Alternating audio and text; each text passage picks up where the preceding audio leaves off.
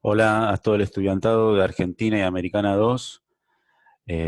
Hoy viernes 22 de mayo les habla el profe Martín Felice, el profe ATP de la cátedra. Espero que estén bien, que hayan tenido una buena semana. Bueno, en este video voy a tratar de acercar de la mejor manera algunos puntos importantes del texto de Raúl Mandrini. En este caso, paso a compartirles eh, el autor Raúl Mandrini. Ustedes lo van a poder encontrar en una página que se llama Cultura para Todos, culturaparatodo.com, y pueden descargar el libro completo, a aquellos que les haya gustado la cuestión del indigenismo y bueno, y todo lo que ahora vamos a desarrollar en el video que tanto va a hacer Martín con la serie de levantamientos sociales políticos que se fueron dando no solamente en el territorio de América, de nuestra América, sino también, por supuesto, en el momento histórico, lo que geografía es el virreinato del Río de la Plata. Ya estamos siglo XVII, ¿sí? Bueno, en el caso, cuando hablamos de geografía o antropología de los pueblos nativos, ahí ya empezamos a semánticamente utilizar otros conceptos para nombrar esas regiones. Eh, Eso por un lado. Como venimos tratando, hay algunos ejes importantes algunos puntos, algunas palabras, algunos conceptos importantes que ya están, digamos, que ya se van como abriendo mejor de lo que era la unidad uno de Aníbal Quijano, donde se propone la cuestión de clase, de raza, de etnia, de nación y de género, ¿no? En el caso hay como distintas temporalidades. La temporalidad de los pueblos nativos, la temporalidad de la conquista, la temporalidad de la colonización y de todo el proceso revolucionario. Así que, en principio, la idea es eh, como mencioné recién, ¿no? Hay distintas formas de pensar lo geográfico, de pensar en perspectiva de los pueblos nativos, como también es importante estos elementos de las temporalidades y los ejes, ¿no? De que va de clase hasta género, pasando por esclavismo. Bueno, está claro que para pensar los levantamientos del siglo XVII, eh, del siglo XVIII, y luego ya después en procesos del siglo XIX, eh, hay que pensarlo como un proceso de levantamiento de los pueblos originarios. Me refiero a que no hay que pensarlo en clave de ir desde la Revolución de Mayo hacia atrás, sino que si uno ve la temporalidad de los pueblos nativos, incluso ellos no encajan en esas líneas de tiempos eurocentristas, uno va viendo que hay un recorrido que no es lineal, que es bastante cíclico y que incluye todos los ciclos que nosotros conocemos de lo que es la Edad Media en términos eurocentristas. Pero hacia atrás también hay toda una historia importante para visibilizar y espero que lo hayan podido también tener en Americana y en Argentina y Americana 1, en el trayecto 1 de la continuidad, ¿no? Estamos en el trayecto 2. Eso para pensarlo, ¿no? En estos términos.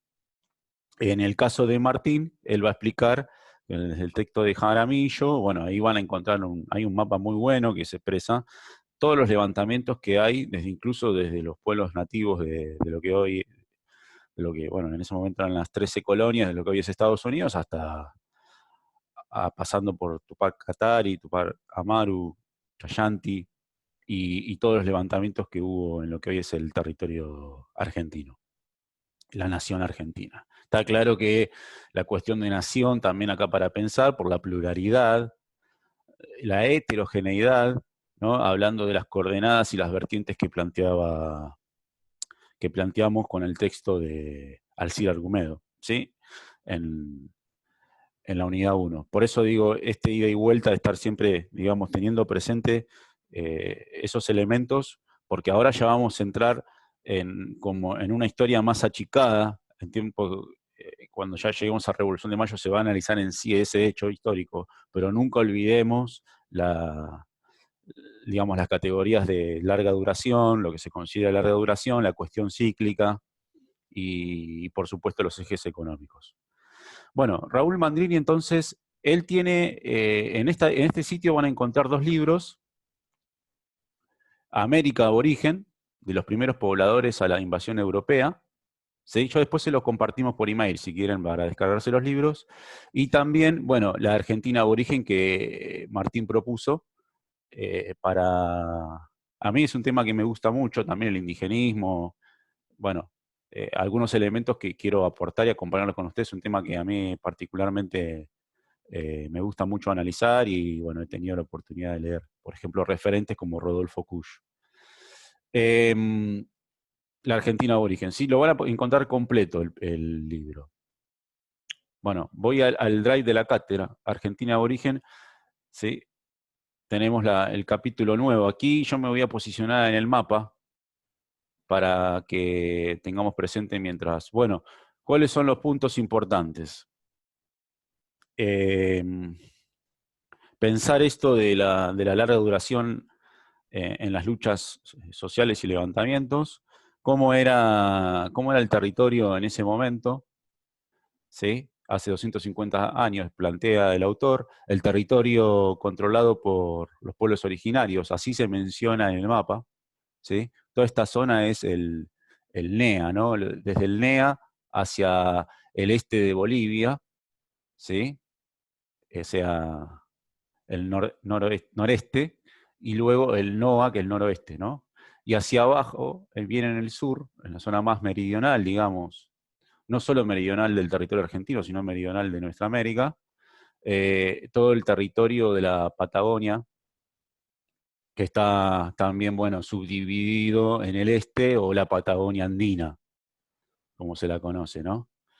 Bueno, los Andes van desde Ecuador hasta, bueno, hasta el sur, ¿no? Ya sabemos. En el primer trayecto, entonces, el autor habla de las rebeliones que se van a dar en Tucumán. Yo justo había mencionado en el video pasado, sabiendo de que íbamos a tratar un poco este tema, ustedes saben que los pueblos originarios de la actual provincia de Tucumán, que en ese momento de la gobernación de Tucumán era mucho más extensa el territorio, en el noroeste era muy difícil de dominar, eh, tanto la encomienda como la mita, eran elementos que no lograban el control, ¿no? Bueno, las reformas morónicas también expresan esto. Por más que aparentemente un imperio sea, eh, digamos, que no se pueda derrotar nunca, en definitiva, esos imperios tampoco van a poder controlar todo. Conducir y, digamos, en este caso, gobernar un territorio tan extenso, bajo ningún punto de vista, tanto para lo que es el rey, o en el caso del virrey en América, en ningún momento van a poder controlar todo. Siempre va a haber focos y levantamientos, ¿no? Los pueblos originarios de Tucumán fueron traídos hasta la zona de todo lo que es la provincia de hoy de Buenos Aires, en el conurbano bonaerense con los indios quilmes, ¿no? Como comenté, y que ellos incluso participaron en la expulsión de los ingleses en las invasiones, así que nada, es muy importante toda esta cuestión de ver la revolución en perspectiva plural. El Valle Calchaquí, Salta y Catamarca, bueno, el autor hace una descripción de la economía, que eso ya no quisiera mencionarlo porque ya se trató en los otros textos. Sabemos que la ruta hasta antes de las reformas borbónicas era del noroeste a Potosí, de Potosí a Lima. Los levantamientos, o lo que se conoce como resistencia, la palabra resistencia en Argentina es conocida, ¿no? a partir de 1955, particularmente del siglo XX, pero la palabra resistencia, bueno, justamente, aparentemente hay momentos en los que se retrocede o se avanza en términos de perspectiva revolucionaria, y la resistencia muchas veces ha sido un camino de avance más que de retroceso, como aparentemente quisieran mostrar otros autores. Y la resistencia de los pueblos indígenas, de los pueblos originarios, de los pueblos nativos, eh, es, desde mi punto de vista, es nodal. Todos los levantamientos que hubo en el siglo XVIII formaron y fueron la gran base de lo que después fueron las revoluciones políticas. Hacia luego, después cambios económicos. Por eso digo de las temporalidades, ¿no? La resistencia en el Valle Calchaquí comenzó, bueno, habla de dos momentos, 1630 y 1643, 1657 y 1665. ¿Por qué? Porque justamente en contra de la encomienda, de las exigencias abusivas, los castigos, los traslados de familia a las comunidades, la apropiación de las tierras de las comunidades, la explotación indiscriminada, de todo tipo, ¿no? Mujeres, niños, cuando hablamos de género también es importante. Va a haber un aventurero, dice el autor, en otros sitios de internet también lo van a encontrar como aventurero, que es Pedro Borges, y que él organiza una rebelión con los calchaquíes. Los calchaquíes. Bueno, él es un personaje bastante especial, un sujeto histórico especial. Va de Andalucía a Lima, de Lima va para la zona de lo que es Bolivia. De Bolivia va para Chile. De Chile lo deportan y cruza, va para el lado de Mendoza, y ahí ya se instala en el Valle Calchaquí, y es donde comienza a organizar la rebelión. Después luego va a ser expulsado nuevamente hacia Lima, ¿no? A él digamos, lo nombran Inca por aunar, digamos, la demanda de los pueblos indígenas. Es muy bien recibido por los pueblos calchaquí, y él conforma, digamos, esta rebelión, que después es opacada. Es opacada, pero obviamente no fue en vano su lucha. Luego pasa el autor a analizar la experiencia jesuítica en la provincia del Paraguay. Esto lo explicó Martín en el video anterior. Es la zona jesuítica, o mejor dicho, porque no es jesuítica, sino es de los indios, del pueblo nativo de los guaraníes. Es bastante complejo porque ahí hay una trinchera, hay una zona de frontera. Y la zona de frontera, en sí, lo que nosotros, en términos occidentales, quizá diría, hablamos de frontera. Cuando hablamos de frontera estamos hablando de una categoría más de análisis. Cuando hablamos de la cuestión de los pueblos nativos, de la tierra y de las problemáticas, pensar las problemáticas de los pueblos indígenas desde la invasión de los españoles, hay una categoría más de análisis acá, que es el tema de la frontera. No solo las fronteras internas entre cada gobernación, sino el choque que va a haber, porque también va a haber enfrentamientos con distintas coronas. En el caso de la corona española con la corona portuguesa, que es lo que desarrolló Martín en el video de la semana pasada, que están sujetos a enclaves, ¿no? Como el dominio portugués en el Brasil. Bueno, los jesuitas, ustedes saben que tienen, digamos, la filosofía religiosa son misioneros franciscanos. Eso ya lo desarrolló bastante bien Martín, pero es importante saber que la intervención de ellos fue importante para generar levantamientos, como también para generar, digamos, la solución a las problemáticas en términos políticos institucionales.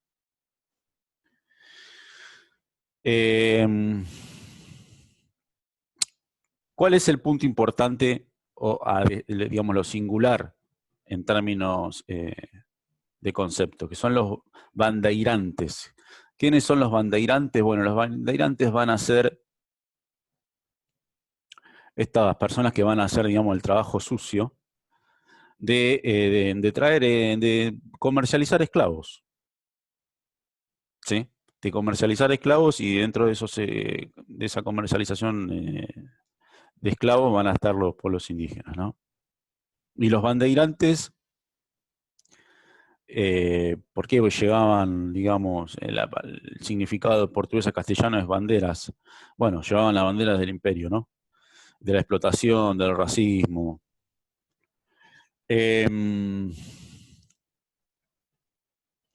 La pacificación, por decirlo así, de los jesuitas es una intervención muy importante que está expresada en la película La Misión, en base a lo que es el control político, económico, social e ideológico, ¿no? Digamos, esto también para pensarlo, la intervención de los jesuitas genera un control ideológico. Bueno, es debatible. Yo creo que lo más rescatable en términos de levantamiento es importante, como mencioné recién, creo, que es la cuestión de visibilizar y presentar herramientas para lo que va a ser, digamos, la liberación de los indígenas, ¿no? Luego, respecto a los pueblos de las misiones jesuíticas del Paraguay, está la cuestión de las guerras guaraníticas, que las guerras guaraníticas se van a generar producto del Tratado de Permuta, en el cual, el Tratado de 1750, en el cual le entregan 7 pueblos de indios del este del territorio de las misiones a los portugueses. Eso va a generar las guerras guaraníticas, con un ensamble de todos estos elementos que venía diciendo recién de concientización. Y bueno, finalmente en 1767 van a ser expulsados los jesuitas. Después el autor pasa, hace un recorrido va y viene, y en ir y venir yo ahora les voy a recomendar un documental, que creo que es uno de los mejores documentales que se hicieron en los últimos años. Ahora voy a ir ahí. De la guerra a la convivencia de la Araucanía, de los araucanos, que era el nombre que le habían puesto los españoles en términos castellanos a todos los pueblos, voy a subir así mostrar el mapa, a todos los pueblos del territorio de lo que nosotros conocemos geográficamente la Patagonia, ¿sí? De los Andes, los pueblos andinos de la Patagonia y el este de la Patagonia. La historia de los levantamientos de los araucanos, la historia de los araucanos también obviamente, como el resto de los pueblos que están mencionados en este capítulo, la van a encontrar en otros capítulos del libro. Pero el objetivo de este capítulo, ¿cuál es? De la cátedra, es que ustedes puedan, digamos, tener el conocimiento fáctico y el análisis reflexivo, político y económico de los levantamientos principalmente. Bueno, en el caso de los araucanos, comienza desde 1598, y acá el autor, como otros autores que vienen sosteniendo, nosotros conocemos comúnmente que en el sur siempre se habla de tehuelches o mapuches, pero en esa época el concepto en realidad es reche. El levantamiento reche comenzó en 1598, luego se los va a llamar mapuche. Ahora voy a explicar por qué. 1655, el 1683 y en 1793 son los levantamientos que se van a ir dando durante el siglo XVII y XVIII. El principal problema, el uso del paso fronterizo, el uso de indígenas en los pasos fronterizos, el intenso comercio local que traspasaba las fronteras. Estoy buscando, aquí está el mapa. Y particularmente lo que van a encontrar ya a esta altura digamos, del partido, por decirlo así, en términos políticos, que los araucanos van a conformar parlamentos indígenas. O sea que van a, digamos, ser parte de las instituciones políticas con el fin de solucionar sus conflictos y mejorar sus relaciones sociales. Juntas de indios, va a haber reuniones, encuentros, asambleas, y el autor en este capítulo muestra una foto, una fuente en imagen de una de las asambleas entre caciques mapuches y funcionarios españoles, para acordar términos de paz y se fijaban regulaciones para los intercambios comerciales, principalmente el problema era en la frontera. Y el comercio entre indígenas y españoles, ¿no? Va a estar esto, la cuestión de la... Y va a seguir luego en el siglo XIX, vamos a seguir tratando este tema, justamente ahora cuando llegue a Aucaliwen, el documental que les voy a recomendar, ¿no?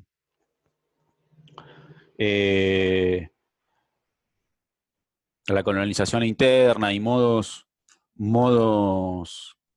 eh, de explotación que van a continuar.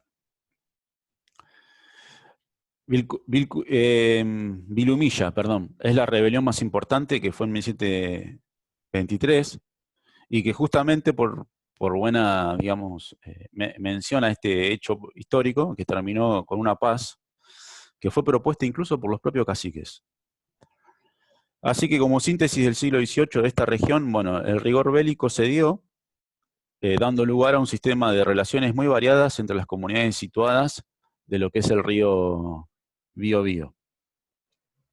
Transformaciones profundas en las bases económicas, por ejemplo, en lo que es economía, a pesar de que las guerras, ¿no?, de conquista entre indígenas y españoles, digamos, por la posesión de las tierras, generaba obviamente, como cualquier guerra, pérdida de recursos humanos y materiales, también generó una diversidad de recursos creados por la introducción de ganado y de prácticas. Por ejemplo, los araucanos comienzan con la práctica del engorde de ganado, digamos. Hay como un intercambio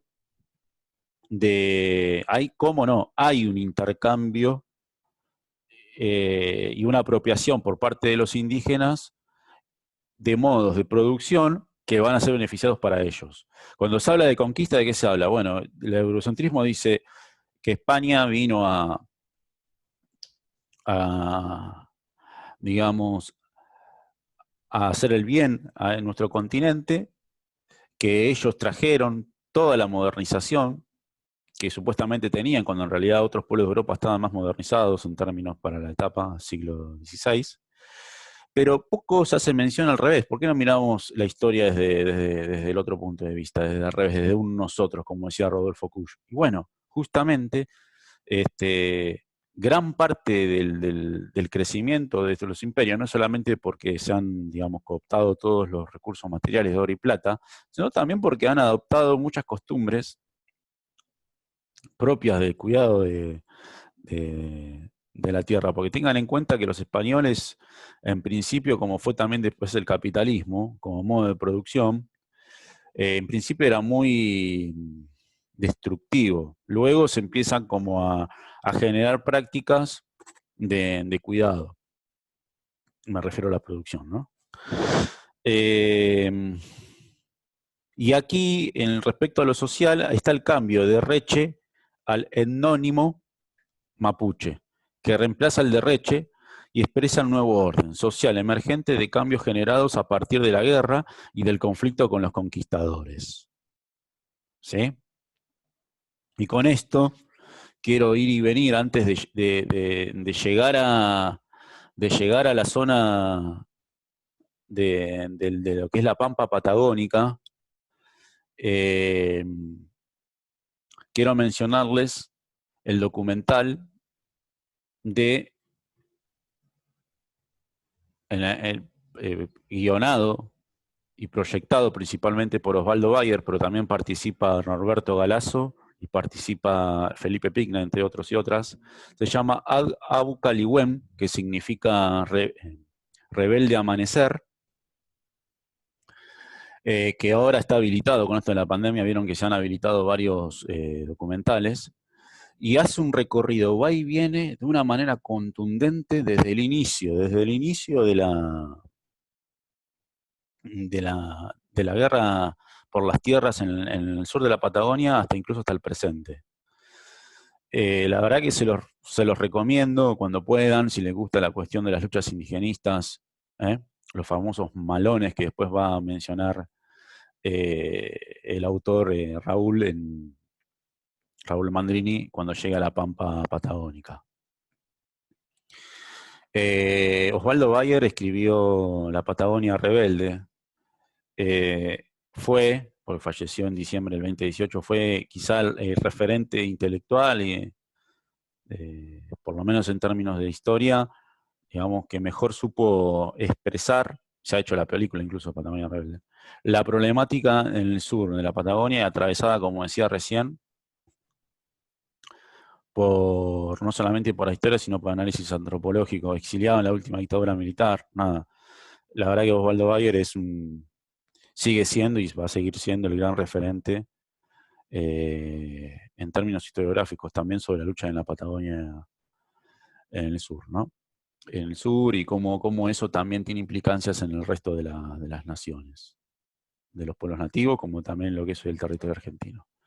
Bueno, el ministro de Videla, Martínez de Hoz, cuando lo llamaron para ser ministro en la dictadura, estaba cazando leones en África. Su bisabuelo fue fundador de la Sociedad Agraria Argentina, que es lo que se considera el núcleo duro es el núcleo formativo de la oligarquía. Y ellos hicieron sus fortunas expropiando tierras a los pueblos indígenas. Por ejemplo, el bisabuelo de Martínez de Hoz, de José Martínez de Hoz, el ministro de Economía, el primer ministro de Economía de la dictadura militar de 1976, su bisabuelo adquirió 2.800 hectáreas en la Patagonia. 2.800 hectáreas. Bueno, lo invito a que puedan verlo cuando tengan tiempo y se les gusta esta temática. Respecto entonces a la Patagonia, el último fragmento del autor es las transformaciones del mundo patagónico, 1750, la cuestión de la frontera pampeana en Buenos Aires.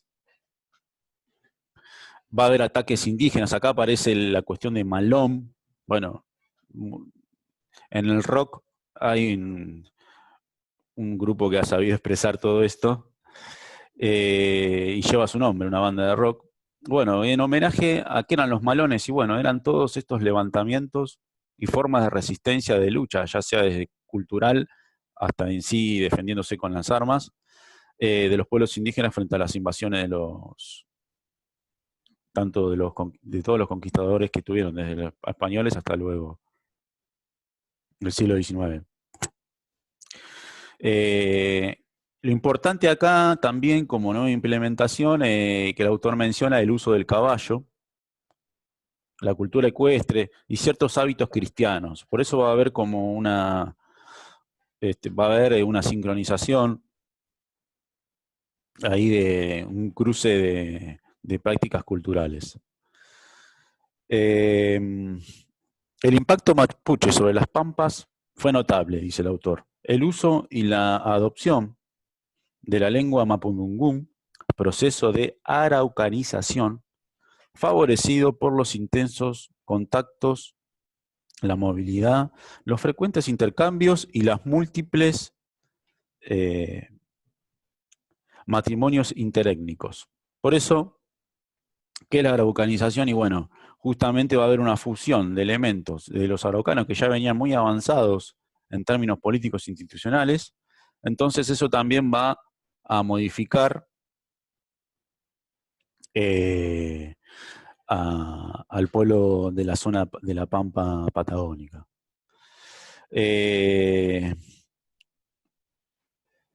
Siempre que hablamos de araucanización, estamos hablando de araucanos, pero también estamos hablando de araucanos, que es un conjunto que aglomera mapuches.